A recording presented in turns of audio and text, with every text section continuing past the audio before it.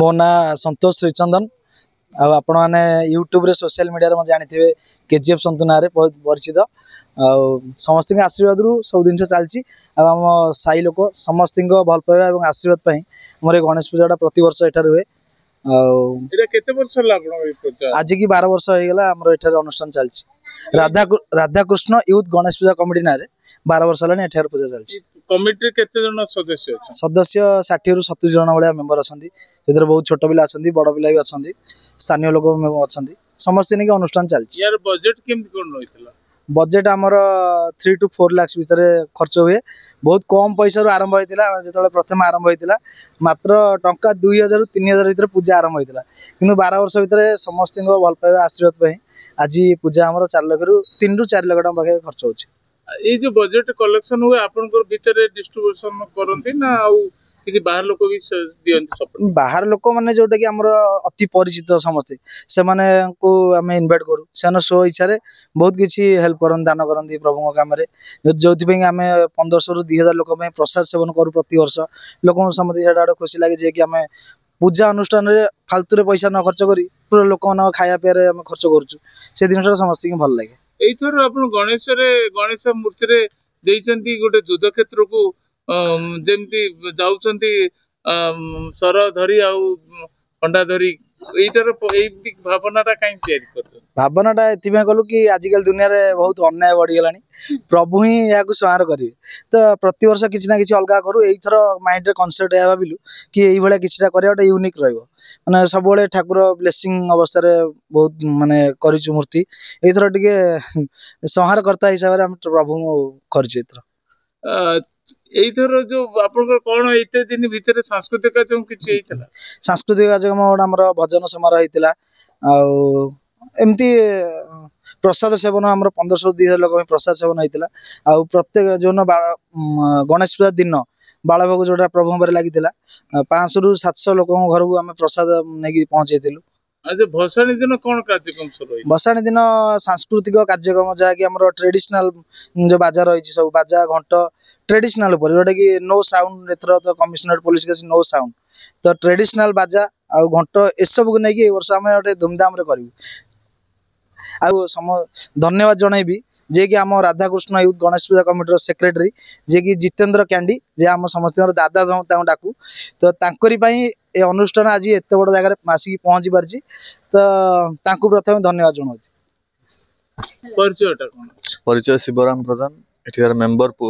Radhakrishna youth club तमे एई club संगे केबुटु जड़ित अछ हमर तो पूजा आरंभ होई 12 वर्ष हलानी एबे जाय भी पूरा भल रे चलची पूजा सब किछ ठीक ठाक चलची केते दिन हला आई क्लब संगे अगेन जेबेटु पूजा स्टार्ट हेची सेबेटु प्रथम रे अछि 12 वर्ष हलानी जा सुना जाउची जे आपण मानकर बहुत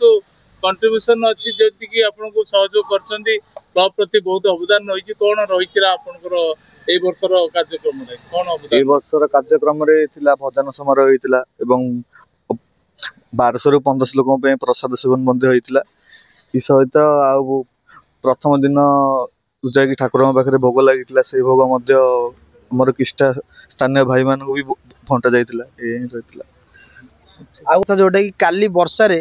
1500 रु 2000 लोक पे प्रसाद हेकी अछि वर्षा एते जोर हला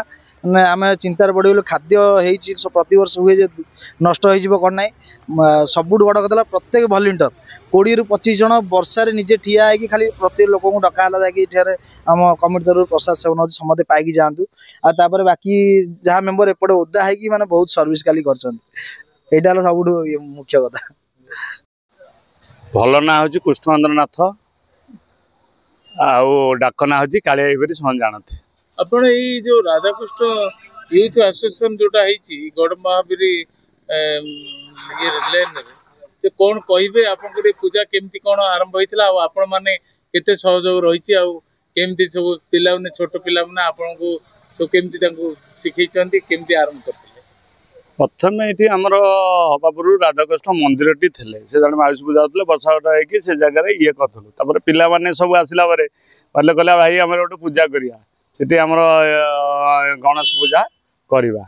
बोले कर जहाँ सहयोग आम करूँ से बापे अच्छे आम एमती सब कले के समस्त बस आलोचना करी ମିଟିଂ କରି ସହଯୋଗ ଚାଲିଛି 12 ବର୍ଷ ଖଣ୍ଡେ ହେଲେ ଖାଇବା ବି ଖାଦ୍ୟ ପେୟ 2000-3000 ଲୋକ ବି ହୁଏ। କାଲି ବି ବର୍ଷାରେ ବି 3000 ଲୋକ ଖଣ୍ଡେ ପରେ ବି ଖାଇବା ପେୟ ହେଇଛି ଶାନ୍ତି ଶୃଙ୍ଖଳାରେ। এই কমিটিরে ଆପଣ ମାନେ ବହୁତ ଭୂମିକା ଯେହେତୁ ଅଛି ଏ ପିଲାମାନଙ୍କୁ ଏତେ ସୁନ୍ଦର ଭାବେ ଶିଖେଇଛନ୍ତି। ଏଇଥର ଯୋଉ ଗଣେଶ ମୂର୍ତ୍ତି ତିଆରି କରିଛନ୍ତି ପ୍ରଭୁଙ୍କର ଧନୁଷର ଧରିଛନ୍ତି ଆଉ ଯୁଦ୍ଧ କ୍ଷେତ୍ରକୁ ଯାଉଛନ୍ତି, ଏଇରା କରିବାର ମୁଖ୍ୟ କାରଣ କଣ? ନାଇଁ କାରଣ ବୋଲି ଠାକୁରଙ୍କ ଭଲ ମନ୍ଦ ଏଠି ଆମର ବହୁତ ଆଗରୁ ଚୋରି ଚାରି ହଉଥିଲା। ଏ ପିଲାମାନଙ୍କ ଗୋଟେ ଶାନ୍ତି କମିଟି ଗଢ଼ା ହେଇକିରି ହେଲାଠୁ 2-4 ବର୍ଷ ତଳେ ଇଏ ବହୁତ ଚୋରି ଚାରି ହଉଥିଲା। ଆମର କ୍ଲବ ଏଠି ଗଢ଼ା ହେଲା ଶାନ୍ତି ଜଙ୍ଗଲ ହେଇକି 100-200 ଖଣ୍ଡେ ହିଷ୍ଟ୍ରି ଦେଇଥିଲୁ ପ୍ରତି ଯାହାକି ଆମର ଏଠି ଗୋଟେ ଫାଣ୍ଡି ପାଇଁ କରିକି ଘର ବି ଏଠି ପୁଲିସ ଭ୍ୟାନ୍ ବି ରହୁଛି। ମାନେ ଡେଲି 2ଟା ରାତିରେ ଭ୍ୟାନ୍ ରହୁଛି, 10-12 ଜଣ ଷ୍ଟାଫ୍ ବି ରହୁଛନ୍ତି ହେଲେ ଇଏ ବି କରାହେଇଛି। ସେଥିପାଇଁ ଗୋଟେ ଖୁସିରେ କରାହେଇଛି ଆଉ ସେମିତି ଉଦ୍ଦେଶ୍ୟ ସୁରକ୍ଷା ଦେବା ବି କରାହେଇଛି ଆଉ। ନାଇଁ ଶାନ୍ତିବାଦ ହିସାବରେ ସବୁ ଯୋଉଠି ଯାହାର ଟିକେ ଆମର ଏଠି ହେଲେ ଯେମିତି ଗାଁ ଗହଳିରେ ଯେମିତି ହନ୍ତି, ଆମେ ଯଦି ଭୁବନେଶ୍ୱର ଭିତରେ ରହିଛୁ କଲୋନୀ ଭିତରେ ତାଠୁ ଆହୁରି ଭଲ ଉନ୍ନତି। ଯାହାର ଅସୁବିଧା ହେଲେ ରାତି 12ଟାରେ କାହାର ଗୋଟେ ମେଡିକାଲ କି ସୁବିଧା ହେଲେ ସମସ୍ତେ ଭଲରେ ସହଯୋଗ ଅଛି। ପିଲାମାନଙ୍କୁ କହିଦେଲେ ବି 5 ଜଣ ଯାଇକି ଗୋଟେ ଅଛି ମେଡିକାଲ, କାହାକୁ ବ୍ଲଡ ଦରକାର କି କାହା ଅସୁବିଧା ବହୁତ ଶାନ୍ତି ଶୃଙ୍ଖଳାରେ ଆମର ଚାଲିଛି। ତାପରେ ଏଠି ମନ୍ଦିରଟି କ୍ଲବଟି କରାହବରି ଭଲ ମନ୍ଦ ଏଠି ଗୋଟେ ଯୋଜନା ଚାଲିଛି। ଆଗାମୀ ପ୍ରଶାସନ ଯେ ନେତା ଥିଲେ ତାଙ୍କ ପାଇ ଯାଇଥିଲୁ। ତାପରେ ବି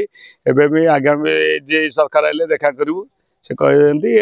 ମନ୍ଦିରଟା ଉଦ୍ଧାର କରାହବ, ତାପରେ କ୍ଲବ ଘର ବି ହବ। ସିନିୟର